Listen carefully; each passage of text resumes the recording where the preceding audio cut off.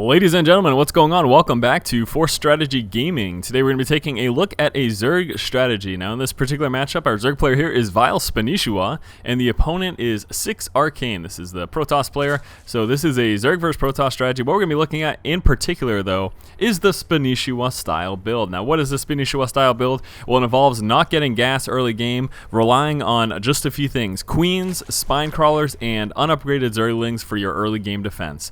We're going to be taking a look at proper scouting in this game. We're also going to be taking a look at Baneling dropping. Very effective tactic against a Protoss player. One of the major issues, one of the big cruxer, one of the big issues as a Zerg player against a Protoss opponent is dealing with force fields. Your Zerglings and Banelings have a real hard time getting up against a Protoss army with force fields, especially on a map like this. Lots and lots of choke points. Definitely a huge issue to try to engage a Protoss kind of death ball on this map. It's just a problem to deal with because force fields can be so powerful in that situation. So we will be taking a look at the Baneling dropping, effective scouting, harassment of economy. But what I want to focus on in particular, the main focus, the main point of this particular video is just going to be looking at the Spanishiwa style build. I know a lot of you know about it, but I wanted to kind of go into a little bit of detail as to how it works in particular. In terms of build order, let's just go with get the standard crap out of the way. You go 9 Overlord, 16 Hatchery, 15 Spawning Pool, and then 18 Overlord. Now, once your Hatchery is finished at your expo, you're going to be getting a Spine Crawler, and we're actually going to end up seeing Spanishiwa go for a few Spine Crawlers, not just the one. I'm going to talk about why and look at, again, the scouting and everything that it does. So, the build in general. Let's focus on the build. I'm going to stop talking about other crap right now. Let's just talk about the build. Spanishiwa style build. Again, you have Queens, you have unupgraded Zerglings, and you have Spine Crawlers, and that's it. That's your early game defense. You drone up so incredibly hard. You drone up till 40 supply, in fact. What's going to happen is, in an ideal game, once your expansion is up, again, you get those spine crawlers, and then you're building queens non-stop from both of your bases, both your hatcheries. You're using those spine crawlers, and you're just droning. Now what's going to happen is, once you break 40 supply, you want to go ahead and get the extractors at all 4 of your Vespene geysers. And then once those are up and running and you get those saturated, you're going to be getting metabolic boost to your layer. You're also getting a double evo chamber, and that's going to allow you to get some upgrades. And there you have it. That's what you do. From that point in the game, you can work into whatever type of build that you want, depending on your situation. But that general build order, that general build, is what Spanishiwa uses in all of the matchups, and it's very effective. And in this game in particular, we're also going to be looking at how to deal with early aggression with this build. So I'm going to speed it up a little bit right now, just because I'm just talking through really slow mode action right here, and it's really not that exciting. Secondary scouting, so very important. You want to check chrono boost. You want to see what the heck is going on. We can see right there he's not chrono boosting the Nexus. That's interesting. And I would really like to see where that chrono boost was going, but I'm almost positive that it is going right there. And look at that. Spanishiwa is definitely under that same mentality, seeing the fact that the Nexus itself wasn't being chrono boosted. That definitely gives you some insight as to what your opponent is planning on doing.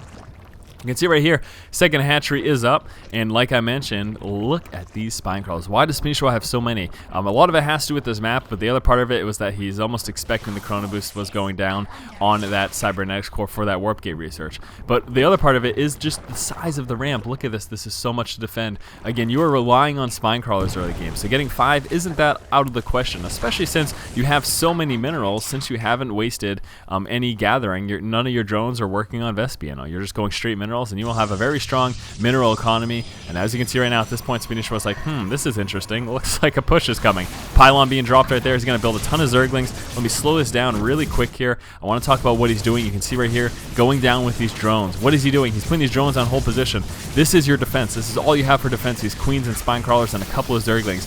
You have got to keep them by those spine crawlers. So even if you have to sacrifice drones, as Spanishiwa is doing here, it is worth it. It's forcing these guys to stick around these spine crawlers. You do not want him to walk up into your main where you have no defenses whatsoever. He would just tear through everything you have. You need to do what it takes to force him to stay by your defenses. And literally, just putting your workers on hold position is going to do it. You can do the same thing with your queens. You can put your queens right here on hold position. Whatever it takes, stop him from getting up to the ramp, keep him by your spine crawlers, and you can defend yourself. What we just saw was a 4-gate. It was a strong 4-gate with basically all zealots and stalkers. I think there was maybe 1 sentry in the mix there, but it was pretty much all zealots and stalkers. And he defended that Well, pretty much no problem. I mean, I'm not seeing any big issues here for Spanishiwa right now. He lost some of his workers, yes, but those static defenses plus those queens proved to be more than enough. So now at this point, that has been fended off. What is Spanishiwa going to do? He's going to do secondary scouting. He wants to see what his opponent's doing. He wants to look for expos, and look at this. Expo is down. This tells him immediately, okay, the pressure is going to stop for a while. I am safe to continue to drone up. Immediately, you can see he's dropping those four extractors. You can see right around 40 supply, as I mentioned. There's a 46 right there. I was highlighting the wrong guy.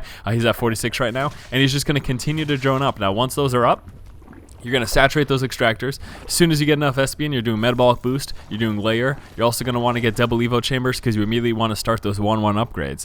And then what Spanishiwa is going to be doing in this build, as I mentioned prior at the start of the video, is he's going to be going for some baneling dropping for the reasons that I mentioned, because it can be a very effective way at circumventing those force fields and dealing with a Protoss army. It can just be so very strong. Dropping those banelings right on the bulk of the Protoss army is going to do a very nice job for you, completely negating those force fields. Now we're also going to talk about this expo over here. What is Spanishiwa doing? He's bringing this drone all the way over here. Why is he expanding in this far position? Well, there was that proxy pylon right here, and if he had dropped it over here, his opponent may have been aware. But besides that, putting this over here is going to make it a lot less likely for his opponent to actually know about it. Now, what Spanishiwa is going to do first, actually, before dropping it, is he's going to check all the corners of this base here. And the reason he's doing that, let's look at that queue up action, just going all over the place. He wants to check for proxy pylon because he wants to make sure that this expo stays hidden. Now, while it is dangerous to put these expos so far away from your main base, if you have a nice creep spread, you can reinforce pretty easily, and it's not that bad. And also, if you do get away with it, then you're pretty much golden, because unless your opponent scouts it in particular, then they're going to not know about it whatsoever. Take a look back in Spanishiwa's base. You can see, here we go, those extractors are up. Got them fully saturated. There, as I mentioned, there's a metabolic boost coming. There's that layer coming as well. Here are these double evo chambers, and as soon as that's up, going to, of course, want to start getting your upgrades. Also, one very important thing is to make sure that you're prepared to get cloak detection if necessary. DT could be very scary. The fact that Spanishiwa just dealt with a 4-gate makes him a lot less likely to see DT at this point, so he's not really that concerned about it. You can see some hallucinated units here. You can tell that just because of that timer, but that's basically it. So anyways, yes, this is it. I mean, this is the Spanishiwa build. This is what he's been doing this entire game. He has literally been relying on these unupgraded Zerglings and these Spine Crawlers up until this point. It's not until now that he's actually getting his metabolic boost. We're going to see him coming out with this research. There's the transport, also going to be getting that speed as well. Another big thing that we're going to see Spanishiwa do that's really awesome, that I really want more and more Zerg players to try to do, is getting Contaminate from your Overseers and dropping that bad boy on upgrades and on buildings, primarily looking for robotics. If you can find a robotics, and it's going to end up being over here, I've already seen this game obviously, if you can find a robotics and you can drop Contamination on that, that's going to be huge, because obviously likely the Protoss player is going to be going for Colossus. Contaminating that and slowing down the production of Colossus is so great. We can see 2 more Overseers spotted over here. They're going to be moving down in the future to drop some contaminations on that robotics. Very effective. Another thing Spanishiwa is doing that I love to see, here are those upgrades coming out. Another thing that Spanishiwa is doing that I love to see from Zerg players is he's spotting these expos. Look at this. Zerglings only costing 25 minerals each. 50 minerals gets you the 2. 25 mineral each. That is not a lot to invest in this scouting information. You can see right now he's spotting all those possible expansions. He is going to be fully aware the second that his Protoss opponent tries to expand, and that kind of intel is invaluable. Also, if you have expos close to each other, just spend 1 Zergling. You can have him on patrol, as this Zergling is here. That's all you need. You don't need to have 2 Zerglings if you have expos this close to each other. But yeah, and you can see right there, look at that. Now Spanishiwa knows there's a base going down. So what am I going to do? Well, Spanishiwa has 2 choices. He can get up his 4th and try to work on his economy as well, or he can push out, and that's actually exactly what Spanishiwa is going to be doing. Your decisions are always going to be try to maintain a strong economy, try to keep up with my opponent, or try to overrun them and hurt them for trying to expand. And that is what Spanishiwa is going to be trying to do. We can see that speed upgrade just about finished right now, pumping out those Zerglings. He's going to start getting a ton of Banelings here as well. There's that Banelings nest. It doesn't hurt to get the centrifugal hooks, but not necessary with this tactic. This tactic, our Banelings are not going to be needing to catch up to units so much as they are getting dropped right on top of the units. So that's why he hasn't gotten it yet, because it's really not a primary focus. And again, dropping that contamination here, going to be huge. Delaying that production of Colossus is so great. So try to run in, once you find that robotics, run in your Overseer, drop a contamination. It's going to stop the building of those Colossus and provide you time, if you're going for a strong push like this, to actually be able to roll over their army. So here we go. Spanishiwa coming out with these Banelings right now, going to start loading them right up All you want in these overlords is the banelings. The zerglings, they can stay on the ground. But again, the whole point is to get that splash damage dropped right on top of that Protoss army. So just the banelings going to be loaded up. And then you just want to make sure that you're engaging with everything all together. Again, scouting still going on. He's not going to stop that. No reason to move these zerglings quite as of yet. And here comes the push right now. And let's take a look at how effective this baneling dropping can be. Oh no, force fields, that sucks, but doesn't matter for these overlords. Dropping these banelings, still going to basically blow up this Protoss army. I mean, just look at what happened here. Unreal. Those zerglings have pretty much not even come into the picture until right now, once those force fields did dissipate, and already most of the Protoss army is gone. Spanishiwa gonna continue up this aggression. As you can see, he's not droning up at all, just working on those zerglings. Also coming out with an infestation pit. Infestors so very strong right now. If you haven't already, make sure you incorporate them into your game. Infestors are just incredibly strong at this point. Their DPS doubled since that last big change, having the amount of time it takes for that fungal growth to actually complete.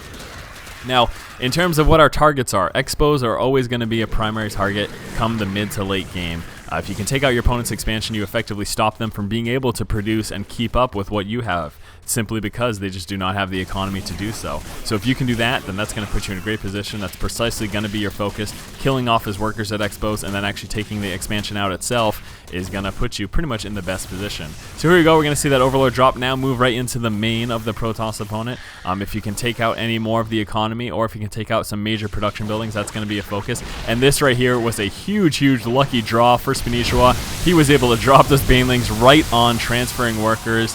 I am certain that that is not what 6 Arcane had planned out when he decided to transfer those workers, but that was definitely a big, big positive in this game for Spanishiwa, I would have to say.